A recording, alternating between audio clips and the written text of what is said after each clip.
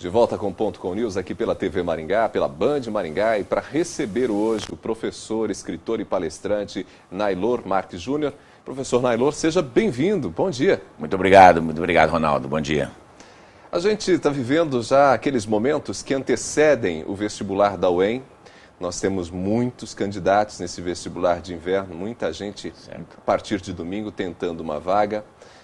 Você conhece bem essa realidade do vestibular e de quem se prepara para o vestibular. Sim. Quem passa, afinal, Nailor? Olha, Ronaldo, é uma coisa engraçada. As pessoas acham que conhecimento é uma coisa matemática. Se eu sei mais do que você, eu vou passar. Para as pessoas que estão nos ouvindo, alunos, não é verdade isso. Não é a pessoa que sabe mais que passa. Estranhamente não é. É a pessoa que sabe usar melhor aquilo que ela sabe, né? Então não interessa o quantum daquilo que você sabe, mas a capacidade que você tem de usar aquilo. Eu conheci muitos alunos ao longo dos meus 30 anos de professor, que sabia muito, chegava, batia no vestibular e voltava. E uma pessoa que sabia menos, quantitativamente falando, que entrava. Por quê? Porque dominava melhor aquilo que sabia. Então quem passa, respondendo a sua pergunta, quem tem maior domínio de si próprio e da capacidade de lidar com aquilo que conhece. E o que significa ter esse domínio? É entender como é que eu uso aquilo, é conseguir casar conhecimentos. Repara que muitos professores também não sabem fazer isso. Porque desde que a escola foi dividida de modo positivista, assim, em anos, em séries, em dias da semana, em aulas, todo o ensino foi fragmentado. Então o que acontece? Eu aprendo literatura com um professor, gramática com outro, e produção de texto, e não consigo perceber que as três coisas são uma coisa só, né? Eu estudo a matemática 1, a 2, a 3, né? E eu não consigo perceber que matemática é matemática. Então o aluno diz que eu digo ao aluno, não decore tabuada. Por quê? Eu decorei tabuada, o que me fez mal decorar a tabuada? Agora alguém criou uma teoria que eu não posso. Aí o aluno não sabe matemática mais avançada porque não sabe matemática básica.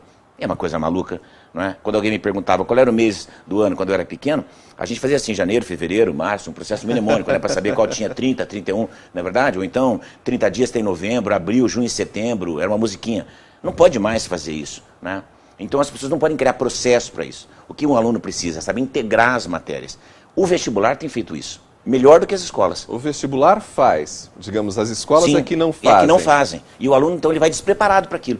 Ele estuda tudo separado. O aluno estuda fim da Idade Média, tomada de Constantinopla, e ele não consegue, 1453, ele não consegue associar que a tomada de Constantinopla e a consequente migração dos gregos para o sul da Itália e daí para o norte da Itália tem a ver com o Renascimento. Ele não consegue entender isso. Ele Porque não consegue... estudou tudo separadinho? Tudo separado, ele não vê. O professor de história não ensina assim. Né? E quando o professor de literatura, de artes vai dar aula, ele já fala assim, quando começou o Renascimento, e as pessoas não entendem que é a mesma coisa. O movimento está intimamente ligado ao outro. Daí você estuda Idade Média, vou pegar um tema Idade Média. Né? Não fui professor de história, mas vou pegar esse tema. Então a gente aprende que a Idade Média vai do século V, queda do Império Romano do Ocidente, 476 d.C., até 1453, queda do Império Romano do Oriente. Mas ele não consegue perceber que essa mesma Idade Média, quando ele vai estudar filosofia, é a Idade Média que está entre Santo Agostinho e Santo Tomás de Aquino. Né? O pensamento do Platão, o pensamento do Aristóteles. 1000 anos separam os dois. Isso também é a Idade Média. Né? E ele não consegue perceber isso. Ele não sabe sequer que é média, porque ela está entre dois períodos clássicos, entre a Antiguidade Clássica, a Greco-Romana, e a retomada da Idade Clássica, entende? Com o Renascimento. Veja que coisa interessante isso. Então, essa associação não sabe fazer. Então, não adianta ele saber muito se ele não sabe colar as coisas. É como um quadro, um mosaico, né? Tenho todas as peças, mas não sei montar o quebra-cabeça. O vestibular é montar o quebra-cabeça.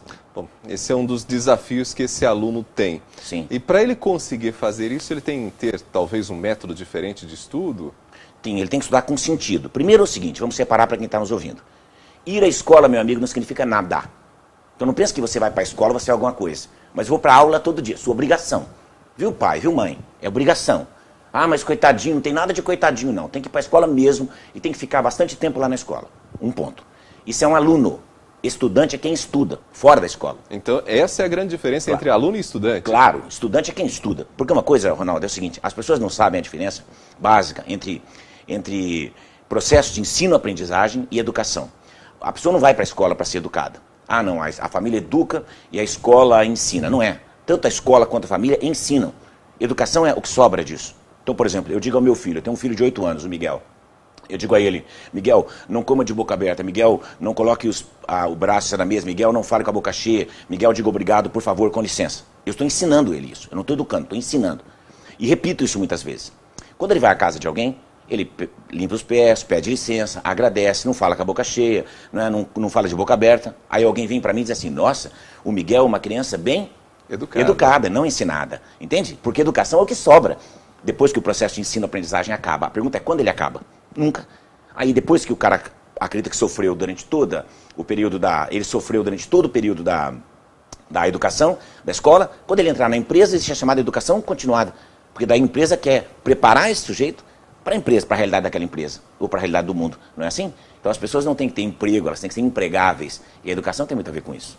Bom, falando um pouco desse processo ainda, Nailor, um aspecto que a gente conversava aqui alguns segundinhos antes do nosso papo, tem a ver com o modo como esse aluno lida com esse processo de ensino na escola e que resulta, como você mesmo disse, no processo de educação, na educação efetivamente dita. Os nossos alunos, digamos, têm tido um pouco menos de apego, de empenho aos estudos? Sim, acredito que sim. E porque todo mundo quer ser feliz. Nós estamos vendo a praga do eu quero ser feliz. Né? Todo mundo quer ser feliz. Não tem o sujeito que fala assim, coitado, porque todo mundo virou coitado. Foi para a escola, ficou 4 horas na escola, tem que ficar 10. Né? Foi para a escola, coitadinho, tem tarefa para casa. Tem que ter mesmo. Coitadinho, meu filho fica trancado no quarto, estuda. Tem mais é que estudar mesmo, é um trabalho. Agora, fala, profissão, coloca estudante. Aí o que você faz? Eu estudo. Entende? Então estude. Então faça o que tem que fazer. Meu amigo, estudar dá trabalho. Viver dá trabalho. Não é verdade? As pessoas falam assim, eu não vejo a hora de descansar. Quando você morrer, você vai descansar. É assim, a morte existe justamente para as pessoas descansarem. Quando você estiver vivo, você tem mais é que se cansar mesmo.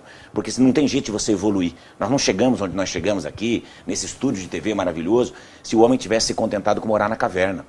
Não é verdade? A diáspora, a saída do centro da África aconteceu 60 mil anos atrás. Veja o que a gente fez em 60 mil anos. A linguagem tem 5 mil anos de evolução. Veja o que a gente fez. Olha a nossa entrevista, por que nós estamos fazendo, as pessoas nos acompanhando pelas redes sociais. Isso tem 5 mil anos. É fantástico. Isso é muito trabalho da coletividade humana. Então é assim que tem que ser. E o processo, então, educacional, ele tem tudo a ver com muito esforço. Muito esforço. Como tudo na vida. Sucesso só vem antes do trabalho no dicionário. Não é? Só no dicionário você vai encontrar o sucesso antes do trabalho. Você vai ter que trabalhar de qualquer... E o trabalho transforma as pessoas. O trabalho parece uma coisa burguesa, mas não é. O trabalho dignifica no sentido de que ele dá um sentido para a sua vida. Não é? Estar aqui trabalhando não é fácil começar o seu jornal de manhã. Para você chegar aqui, preparar esse jornal e toda a sua equipe está aqui, eles têm que chegar muito cedo. Existe o trabalho de antes da semana e chegar muito cedo aqui. Mas eu não estou vendo ninguém de cara feia aqui. As pessoas estão felizes fazendo o trabalho delas. É o seu trabalho. E se você não fizer, Ronaldo, outra pessoa virá fazer. Porque o cemitério está assim, ó, de gente insubstituível. Sabe que o Ferreira Goulart, quando a Clarice Lispector morreu, Clarice Lispector, ele disse, enquanto te enterravam no cemitério judeu de São Francisco Xavier, e o clarão do teu olhar soterrado resistia ainda, o táxi me levava à borda da lagoa em direção a Botafogo. E as árvores, e as pedras, e as nuvens no vento mostravam alegremente que não dependem de nós. Se não dependem, se a Clarice morreu e não aconteceu nada, quando eu morrer vai acontecer menos ainda. O processo educacional, você está dizendo que depende então de bastante esforço. Nossos alunos querem ser felizes. Ao querer ser felizes, muitas vezes negligenciam essa necessidade de estudar, de se empenhar e de passar, às vezes, abrir mão de algumas coisas que supostamente trazem prazer, felicidade. Sim, não tem nada errado em ser feliz. Né? O problema é, eu quero ser feliz agora. Não é assim. Né? Eu tenho que pagar um preço, como todo mundo tem que pagar um preço. Não é verdade? Você não constrói uma grande coisa da noite para o dia. Quem nasce grande é monstro.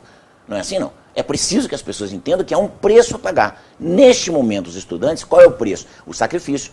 Quer dizer, eu não estou dizendo que não pode namorar, nem que não pode ir uma balada de vez em quando. Mas isso tem que ser de vez em quando. Porque eu tenho um objetivo maior que esse. Para que depois eu possa desfrutar a minha vida. E hoje, Ronaldo, você sabe disso por estatísticas, que muita gente vai me passar dos 100 anos. Então o que você vai fazer com essa vida? Você vai se aposentar em 55, vai fazer o quê com os últimos 45 anos da sua vida? Nada? Vai colocar um pijama e ficar em casa? Vai deixar de aprender? Você vai deixar de evoluir como ser humano, como espécie? Não, nunca. Não é? Isso só vai acontecer quando morrer. E o Machado de Assis dizia que o homem é uma obra de arte em andamento. Quando ele está pronto, quando ele tem uma obra acabada, ele entrega de mão beijada para os vermes. Está no começo de Memórias Póstumas de Brás Cubas. Eu acho isso lindo. E é isso mesmo. Você só vai ser uma obra de arte acabada no dia da sua morte. Até lá tem bastante chão. Nailor, dentro do vestibular, uma das atividades, ou digamos, uma das demandas que mais assustam é a redação. E essa, sem dúvida alguma, é uma das suas especialidades, o texto escrito. Por que o texto tem trazido tanto medo? Ronaldo, as pessoas do texto, a gente vive de uma praga também. Nós temos muitas pragas que assolam o conhecimento e a educação. É a praga do isto eu já sei, eu vou na hora e me viro. Por que o estudante brasileiro não aprende a escrever? Porque ele sempre pensa que ele sabe escrever. Ah, isso aí, na redação, na hora eu dou um jeito. Não dá. Não tem jeito nenhum para dar. Né? Tem gente, quem tem talento, e a gente precisa parar de falar que história de talento, me dá uma raiva dessa palavra. Quando vocês pensarem em talento, pensem em Shakespeare, né? Pensem em Mozart, em Leonardo da Vinci. Não pensem em você, meu filho. Você não tem talento, como eu também não tenho. Não é? Escrever não precisa citar. Quando você é super talentoso, você vira Hemingway, Machado de Assis, mas isso é em 10 milhões. A maior parte de nós precisa redigir um texto com o mínimo de coerência, com o mínimo de coesão, e para isso há técnicas. Desenvolvimento da habilidade de escrever. Para isso você tem que reconhecer primeiro que não sabe fazer. E tem que pegar alguém que sabe e pode te ensinar. Ou pegar bons livros e te ensinar. Não é? Você pode aprender online, você pode aprender numa escola, você pode aprender na sua escola, ou você pode aprender sozinho. Mas há técnicas para isso. Enquanto eu não aceitar que eu não sei, e que isso é técnico, não depende de talento nenhum. Ai, meu filho tem talento para escrever. Aí escreve um poeminha besta de amor para a namorada, e aí todo mundo, ai, que maravilha. Entende não? Ah, mas meu poema é besta. É. Não vi, mas já sei que era.